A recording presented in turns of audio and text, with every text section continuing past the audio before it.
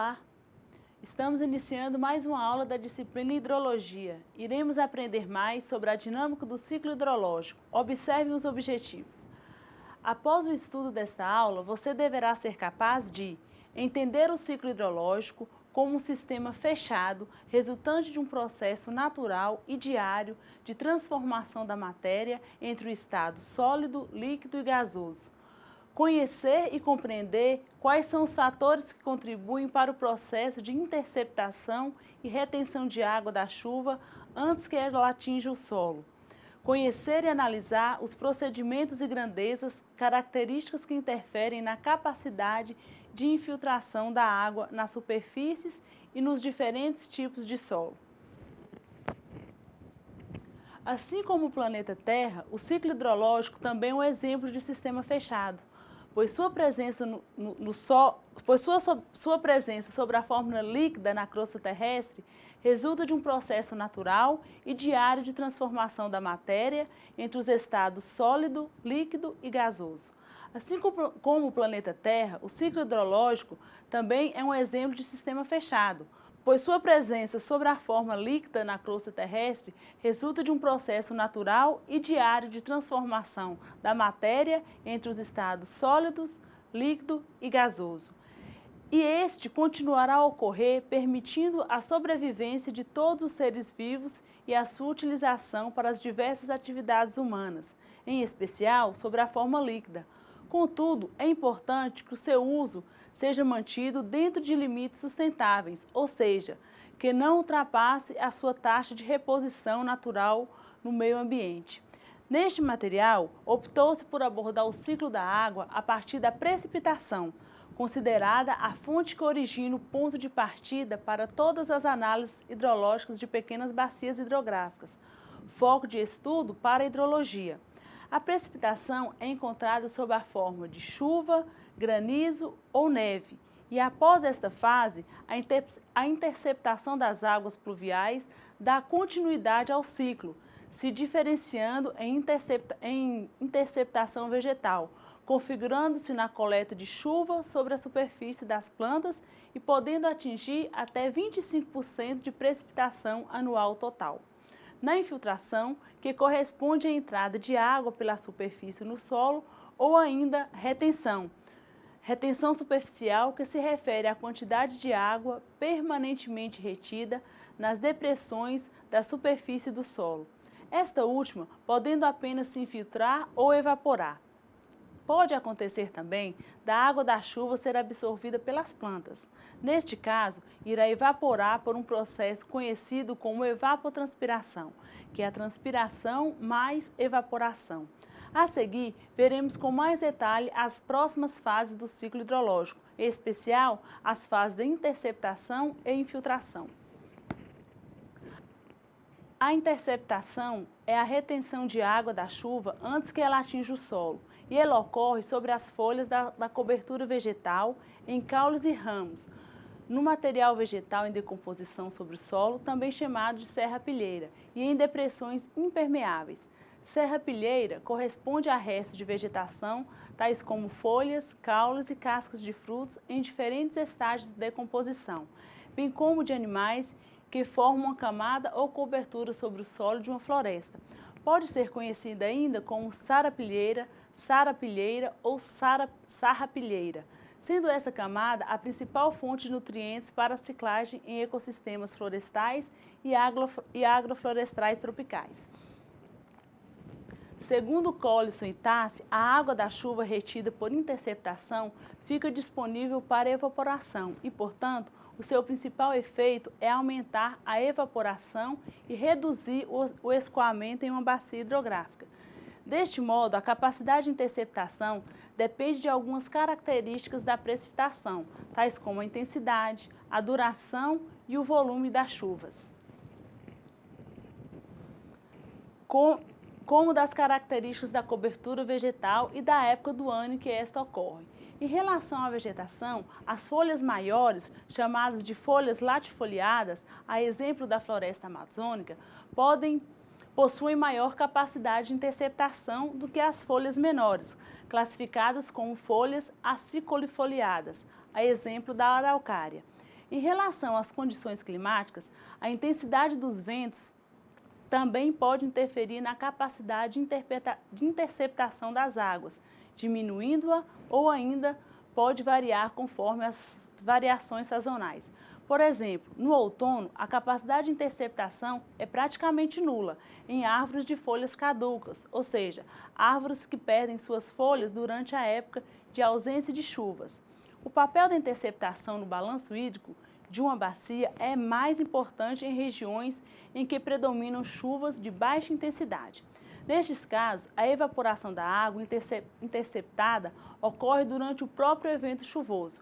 Em regiões com chuvas mais intensas, o papel da interceptação no balanço hídrico é menor.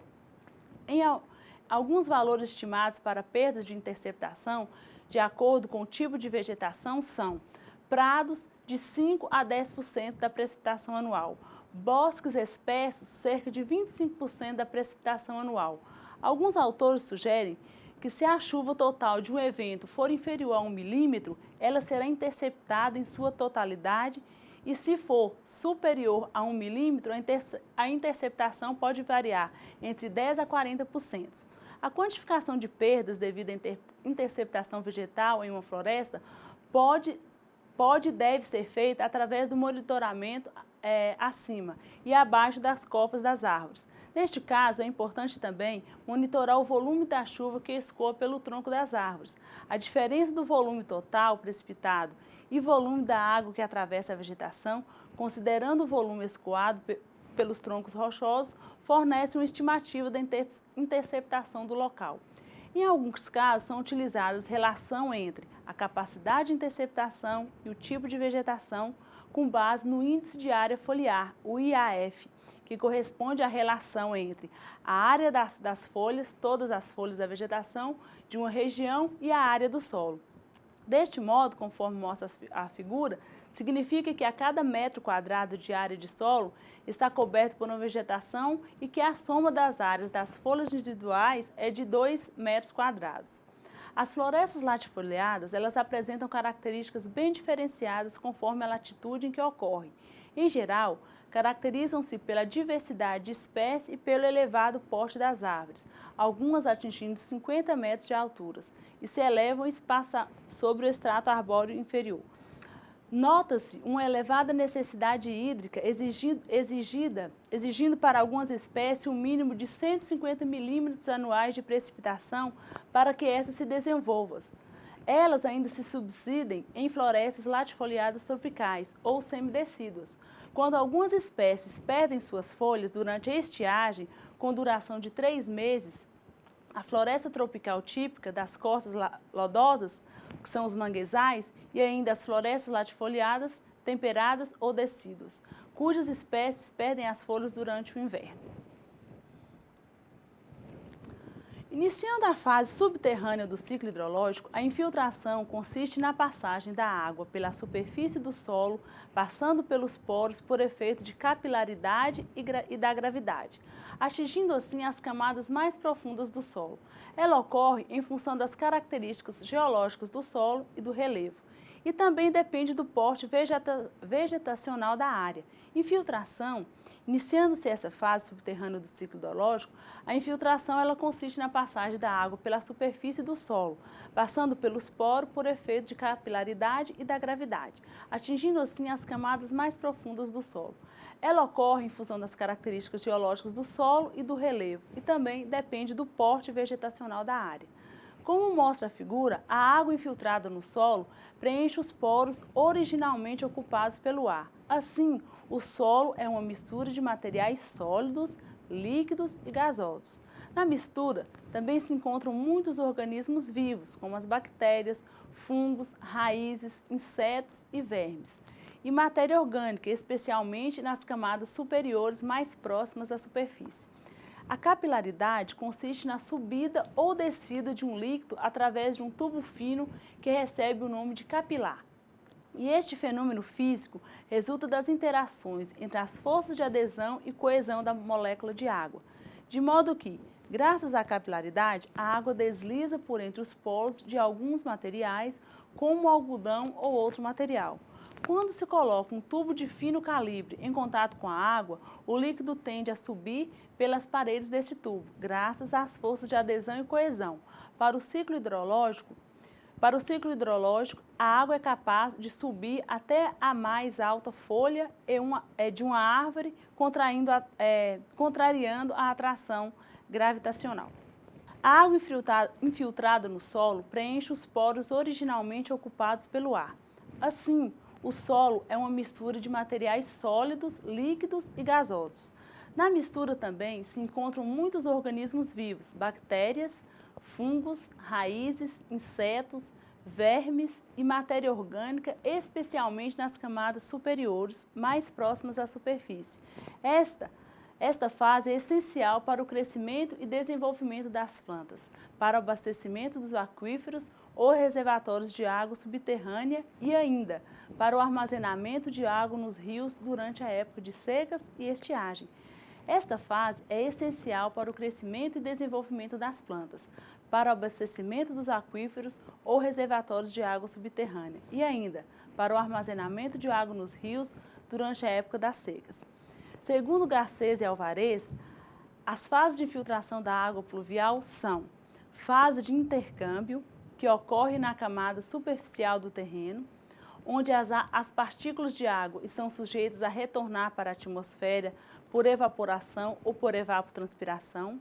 Fase de descida, quando a ação da gravidade supera a da capilaridade, forçando o escoamento até atingir a camada impermeável do solo. Fase de circulação, quando são formados os lençóis subterrâneos, de modo que a água escoa à declividade das camadas impermeáveis. O limite superior dos lençóis não é uma superfície bem delimitada e se assemelha a uma franja, influenciada pela ação da capilaridade da água. As camadas de terreno em que ocorrem as fases de intercâmbio e de descida são chamadas de zona de areação, ao passo que as zonas de saturação é aquela que se desenvolve durante a fase de circulação. A zona de areação do solo é rica em água capilar, que se move para cima a partir do lençol freático, devido ao fenômeno da capilaridade. Muitos vegetais absorvem a água da zona de capilaridade. Nos mamíferos freáticos rasos, se o nível freático estiver mais profundo, somente os vegetais com longas raízes conseguem absorvê-la. Dependendo das condições climáticas, a água capilar que atinge a superfície do terreno pode ser responsável pela decomposição de sais minerais, levando à formação de depósitos de sais ou crostas ferruginosas lateríticas, as chamadas cangas lateríticas. Em relação à composição do solo, a infiltração relaciona-se diretamente com o diâmetro das partículas, a granulometria. Essas podem ser classificadas como argila, silt, areia fina e areia grossa, e ainda os cascalhos e seixos. Os solos, em geral, são formados por misturas de materiais dessas diferentes classes. Assim, as características do solo e a forma com que a água se movimenta e é armazenada no solo dependem do tipo de partícula encontrada em sua composição. A composição do solo, em relação a essa composição, a infiltração relaciona diretamente com o diâmetro da partícula e essas podem ser classificadas em areia, silt e argila, areia fina, areia grossa e cascalhos ou seixos, como mostra a figura a seguir. Os solos, em geral, são formados por misturas de materiais dessas diferentes classes. Assim, as características do solo, com a forma como a água se movimenta e é armazenada no solo, dependem do tipo de partícula encontrada em sua composição. A figura mostra os tipos de textura do solo definidas com base na proporção do diâmetro das partículas do solo. O triângulo textural demonstra como são classificados as texturas do solo e os percentuais de areia, silt e argila. A porosidade do solo, ela corresponde à relação entre o volume de vazios e o volume total do solo, em geral, sendo expressa em porcentagens. Deste modo, a porosidade está diretamente relacionada com a granulometria e a forma das partículas e grãos do solo. A porosidade de solos arenosos varia de 37% a 50%, enquanto a porosidade de solos argilosos varia entre aproximadamente 43% a 52%. Tais valores, contudo, não podem variar bastante, dependendo do tipo de vegetação, do grau de compactação, da estrutura do solo resultante da combinação das partículas finas em agregados maiores e da quantidade de material orgânico e vivo. A velocidade da infiltração é a média fictícia de um escoamento de água através de um solo saturado. Considerando-se que toda a superfície atuante como seção de escoamento e não somente a forma das seções dos interstícios, corresponde à quantidade de água que passa através da unidade de superfície de material filtrante durante a unidade de tempo. É a velocidade média do escoamento da água através de um solo saturado, determinada pela relação entre a quantidade de água que atravessa a unidade diária do material do solo e o tempo. Depende da permeabilidade e do gradiente hidráulico, que é determinada pela lei de Darcy. Em termos numéricos, é expressa em metros por segundo, em metros por dia, metros-dias, em metros cúbicos por metro quadrado, ou ainda em milímetros por segundo, que corresponde à quantidade de água que passa através da unidade de superfície de material filtrante durante a unidade de tempo. Permeabilidade é a velocidade de infiltração da água de um solo saturado quando se tem um escoamento com perda de carga unitária a uma dada temperatura. Tal coeficiente mede a maior ou menor facilidade que cada solo, quando saturado, oferece ao escoamento da água através de seus interstícios. Portanto, depende principalmente da porosidade, granulometria e da forma dos grãos. A permeabilidade pode ser expressa em metros por dia, centímetros por segundo, metro cúbico, metro quadrado dia. Suprimento específico e retenção específica. O suprimento específico corresponde à quantidade máxima de que se pode obter de um solo saturado por meio de uma drenagem natural. Já a retenção específica é a quantidade de água que fica retida por adesão ou capilaridade no solo, após este ser submetido a um máximo de drenagem natural. O suprimento específico corresponde à quantidade máxima de água que se pode obter de um solo saturado por meio de drenagem natural. Já a retenção específica é a quantidade de água que fica retida por adesão ou capilaridade no solo, após este ser submetido ao máximo de drenagem natural. Ambos são expressos em porcentagem do volume unitário, por porcentagem do volume do solo saturado. Permeabilidade é a velocidade de infiltração da água de um solo saturado. Quando se tem um escoamento com perda de carga unitária a uma dada temperatura, tal coeficiente mede a maior ou menor facilidade que cada solo, quando saturado, oferece ao escoamento da água, através de seus interstícios, e, portanto, depende principalmente da porosidade, granulometria e da forma dos grãos. A permeabilidade pode ser expressa em metros por dia, centímetros por segundo, metro cúbico, metro quadrado dia. O suprimento específico e a retenção específica. O suprimento específico corresponde à quantidade máxima de água que se pode obter de um determinado solo saturado por meio de uma drenagem natural.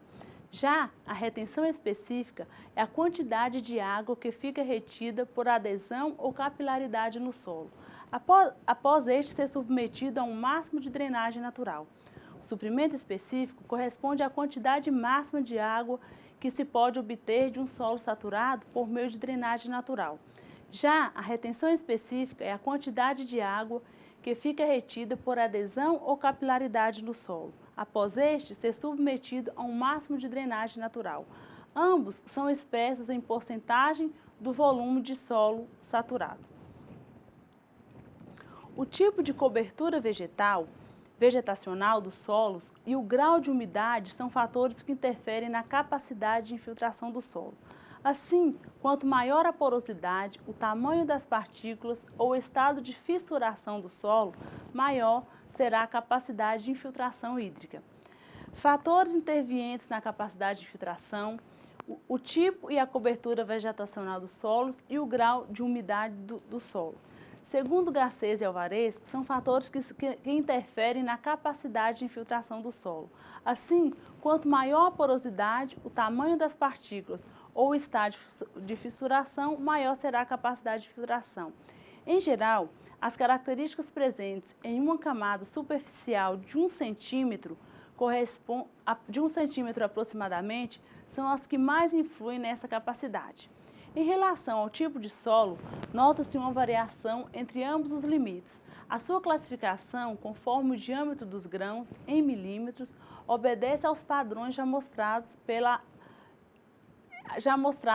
AO, ao passo que a cobertura vegetacional aumenta mais ou menos a capacidade de infiltração, dependendo da espécie, estágio de desenvolvimento da vegetação e do tratamento dado ao terreno no caso de áreas cultivadas.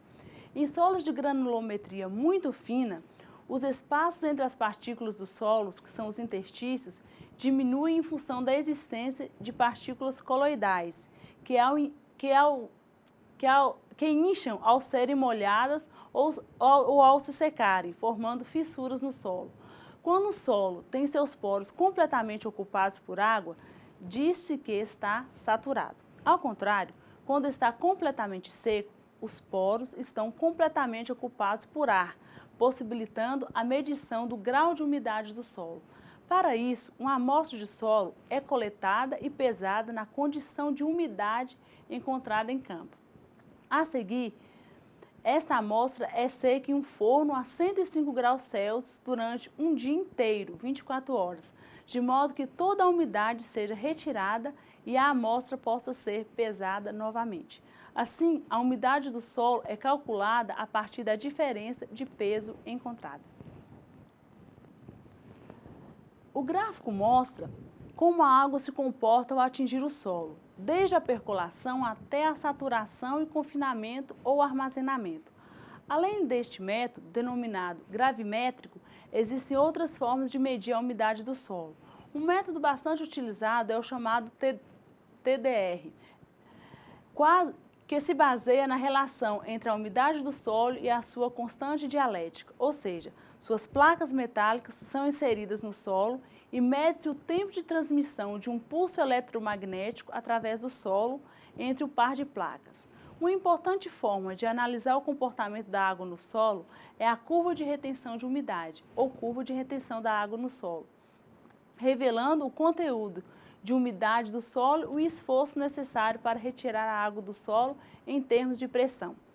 Revelando o conteúdo da umidade do solo e o esforço necessário para retirar essa água, em termos de pressão. Além deste método denominado gravimétrico, existem outras formas de medir a umidade do solo. O método TDR, que se refere também à relação entre a umidade do solo e sua constante dialética. Duas placas metálicas são inseridas no solo e mede-se o tempo de transmissão de um pulso eletromagnético do solo entre o par de placas. Sua vantagem é que não é necessário destruir a amostra do solo para medir a umidade, além do monitoramento ser contínuo. Uma importante forma de analisar o comportamento da água no solo é a curva de retenção de umidade ou a curva de retenção de água no solo. Os efeitos da precipitação sobre a superfície.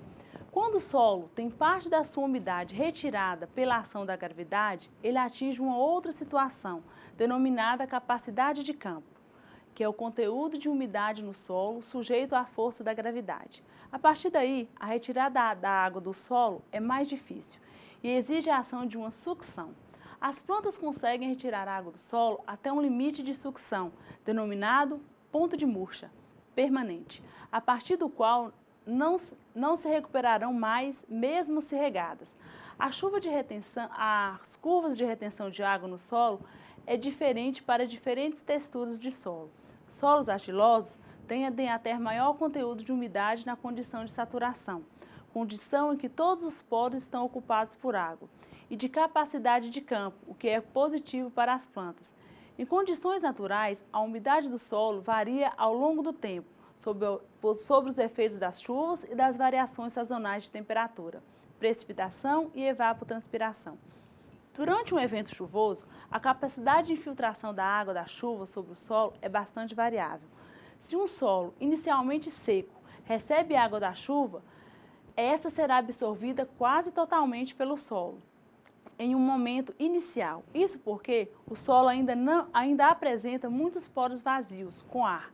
Porém, à medida que os solos vão sendo preenchidos, a taxa de infiltração tende a diminuir, visto que a capacidade do solo transferir água para as camadas mais profundas, a percolação, também é menor.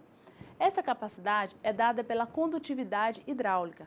A partir deste limite, quando o solo está próximo à saturação, a capacidade de infiltração permanece constante e aproximadamente igual à da condutividade hidráulica. Os efeitos da precipitação atmosférica sobre a superfície durante um evento chuvoso, a capacidade de infiltração da água, da chuva sobre o solo é bastante variável. Se um solo inicialmente seco recebe água da chuva, essa é absorvida totalmente pelo solo em um momento inicial. Isso porque o solo ainda apresenta muitos poros vazios com ar. Porém, à medida que os poros vão sendo preenchidos, a taxa de filtração tende a diminuir, visto que a capacidade do solo transferir água para as camadas mais profundas também é menor. E essa capacidade é dada pela condutividade hidráulica. A partir deste limite, quando o solo está próximo da saturação, a capacidade de filtração permanece constante e aproximadamente igual à condutividade hidráulica, como revela a equação de Hurton, mostrada abaixo, onde F é a capacidade de filtração num instante qualquer. Milímetros por hora, FC é a capacidade de filtração em condição de saturação, milímetros hora, FO é a capacidade de filtração quando o solo está seco. Milímetros por hora 1, T é o tempo em horas e EFT é um parâmetro que se deve ser denominado a partir das medições no campo. Esta equação é uma função exponencial ao valor de FC, conforme apresentado na imagem. Os parâmetros de uma equação de infiltração, como de Hurton, podem ser estimados a partir de experimentos no campo, sendo mais comum o da medição da capacidade de filtração com o método dos anéis concêntricos, o chamado infiltrômetro. O infiltrômetro, conforme na figura, é constituído de dois anéis concêntricos de chapa metálica com diâmetros variando entre 16 a 40 centímetros, que são cravados verticalmente no solo, de modo a restar uma pequena altura livre sobre estes. Aplica-se água em ambos os cilindros, mantendo uma lâmina líquida de 1 a 5 centímetros, sendo que no cilindro interno mede-se o volume aplicado a intervalos fixos de tempo, bem como o nível da água ao longo do tempo. A finalidade do cilindro externo é manter verticalmente o fluxo de água do cilindro interno, onde é feita a medição da capacidade de campo. O infiltrômetro de anéis concêntricos é constituído de dois anéis concêntricos de chapa metálica, conforme a imagem, com diâmetros variando em 16 a 40 centímetros. São cravados verticalmente no solo, a restar uma pequena altura livre entre estes. Aplica-se água em ambos os cilindros, mantendo uma lâmina líquida de 1 a 5 centímetros, sendo que no cilindro interno mede-se o volume aplicado a intervalos fixos de tempo, bem como o nível da água ao longo do tempo. A finalidade do cilindro externo é manter verticalmente o fluxo de água no cilindro interno, onde é feita a medição da capacidade de campo. Bem, agora vamos fazer um exercício, serão 3 questões. Na questão 1, explique a porosidade está diretamente relacionada com a permeabilidade. 2, o formato das folhas é um importante fator para a interceptação da chuva. Justifique essa afirmativa. 3, como as precipitações agem em solos secos. Vocês terão 5 a 10 minutos, de acordo com o tempo, disponível para vocês, e a gente volta com a correção. Bem, na questão 1, o que ocorre? Ocorre uma interação entre a permeabilidade e a capacidade de infiltração da água no solo, a qual depende da porosidade, um aspecto fundamental para a percolação da água e o seu armazenamento. Na questão 2, a cobertura vegetal aumenta mais ou menos a capacidade de infiltração, dependendo da espécie, estágio de desenvolvimento da vegetação e do tratamento dado ao terreno, no caso de áreas cultivadas. E 3, durante um evento chuvoso, a capacidade de infiltração da água da chuva sobre o solo é bastante variável. Se um solo inicialmente seco recebe água da chuva, essa será absorvida quase totalmente pelo solo. Em um momento inicial, isso porque o solo ainda apresenta poros vazios com ar. Porém, à medida que os poros vão sendo preenchidos, a taxa de filtração tende a diminuir, visto que a capacidade do solo transferir água para as camadas mais profundas, a percolação também é menor. Bem, chegamos ao fim da nossa terceira videoaula. Espero que tenham gostado e até a próxima aula.